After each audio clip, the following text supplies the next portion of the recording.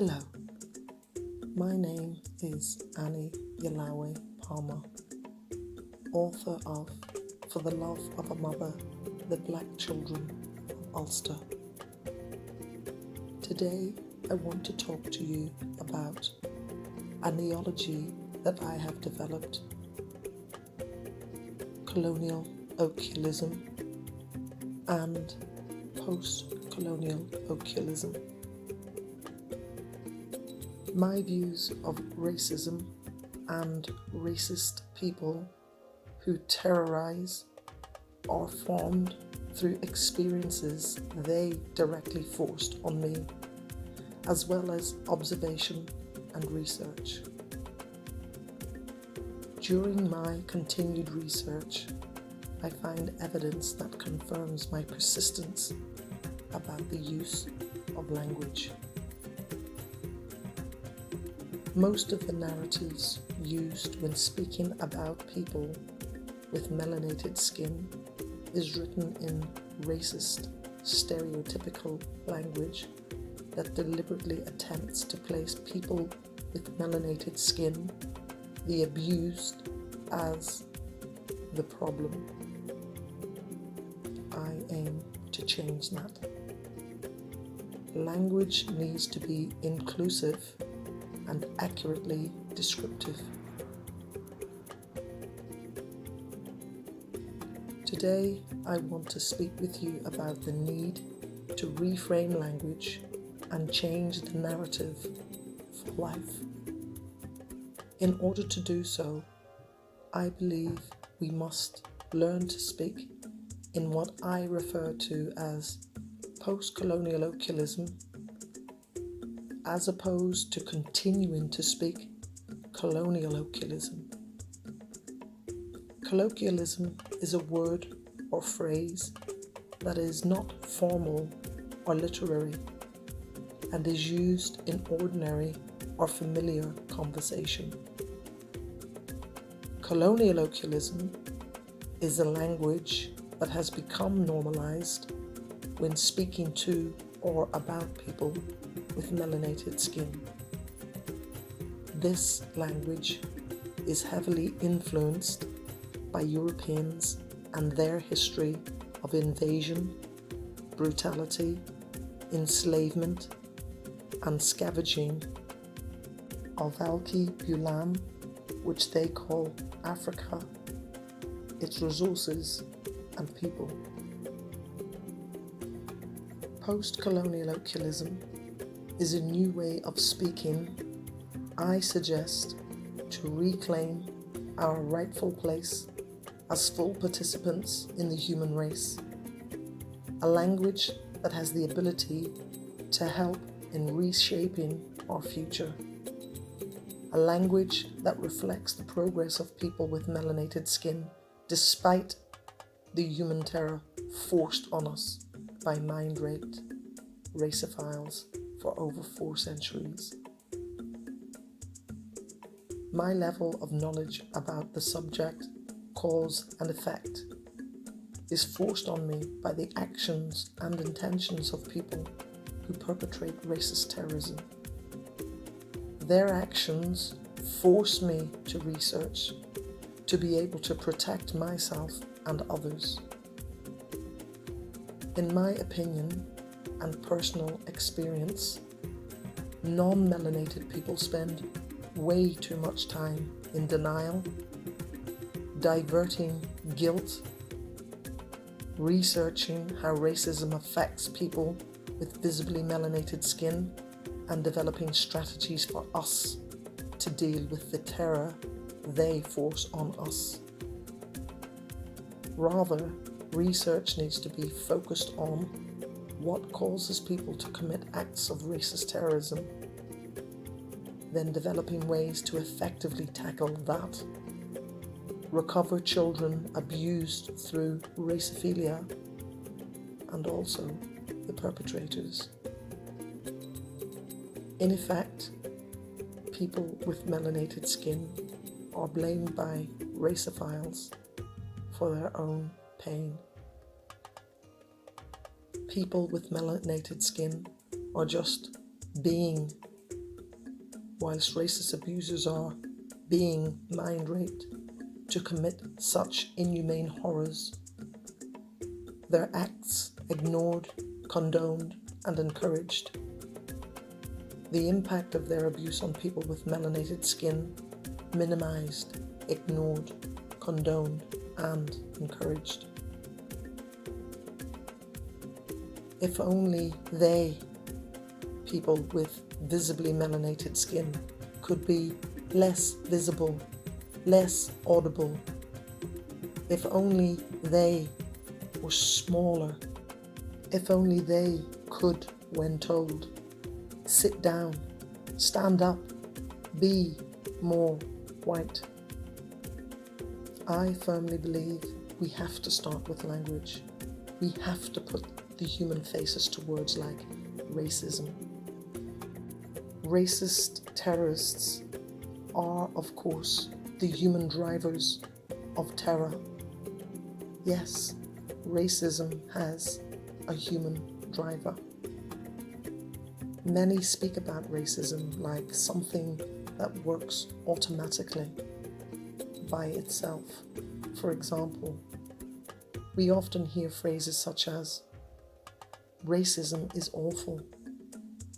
It's more accurate that racist people's actions are awful. Racism is like a car that requires a driver, and a racist person, or more accurately, a human terrorist, is such a driver. When we reframe or change the way we think about racism and the human terror racist people cause, we change the way we speak and how we react to their driving, all of which will help us to park their bad habits, or ideally relearn new, more positive ones. Consider this narrative taken from a recent publication about policies, school-aged children with melanated skin and afro hair. A private girls' school becomes first in Britain to allow black hairstyles like afros and cornrows as part of a new uniform policy. The school wants the code to help black pupils and staff work with natural hair and styles linked with their ethnic and cultural identities. I believe change resistors and raceophiles will focus on the need for policies, ignoring who the policies are truly helping and why they are actually necessary. The author doesn't focus on the primitive fact that the leading human beings, staff at this school, have to be persuaded that it is necessary to develop a policy that somehow enables them to feel in control of the way in which our children with melanated skin wear their natural hair. You can see the authors are impressing upon society that people with melanated skin need help in working with such simplicities as our own hair, and in the style of the white savior, they are willing to help us. The author chooses oppressive words such as allow, inferring we need their permission for the occurrence of our own natural hair and their help to work with our own natural hair. I believe this is a strong example of colonialoquialism. I believe this language attempts to further oppress people with melanated skin and continues to try and make us out to be primitive, useless, and helpless. Progressive people don't need policies to help them to accept natural hair, while regressive people will find a way to create them. The fact that they need these policies or feel that they need these policies is an indication they recognize their need for rehumanization and re-education. Writing things in policies perhaps helps them to remember how to conduct themselves as members of the human race. So, when we see such articles that inform us about these policies, this is an awakening for some, and further education for many more about how far non-melanated people still have to come. By choosing colonialoquialism, I suggest this is a deliberate attempt to disguise their lack of progression in minimizing ours. Historically, psychological research has been used both to fight and to perpetuate racism. I believe many professionals, whether wittingly or unwittingly, use the language of colonialoquialism to perpetuate racism. For example, this is an extract from foundational research by two psychiatrists who claim their work builds on this research. They state they are exploring strategies parents and caregivers can use to help Black youth learn to navigate their racialized world.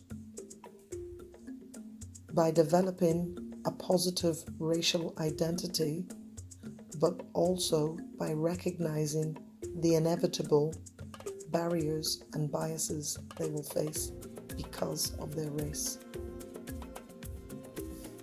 You will note the implication that strategies are being explored to help Black youth to learn to navigate their racialized world.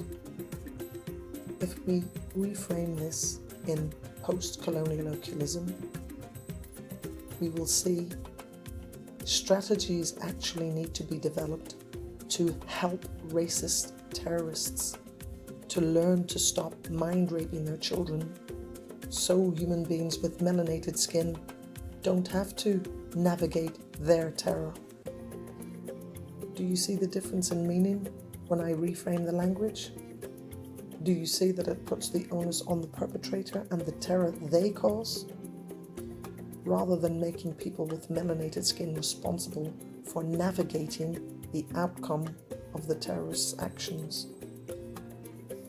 These psychiatrists state that by developing such strategies, somehow this will help children with melanated skin to develop a positive racial identity. Most children with melanated skin are brought up with a positive racial identity, and it's the raceophile terrorist who damages this with their actions. They go on to speak about recognizing the inevitable barriers and biases they will face because of their race. This is an indication, a statement that barriers and biases are normalized, expected, accepted, not questioned. By using the word biases, This minimizes the physical and mental brutality used by human terrorists. Finally, they talk about black people in that they will face this physical and mental brutality because of their race. The words will face, again, normalized like a statement and expectation or even an order. The suggestion that this brutality should be faced because of their race.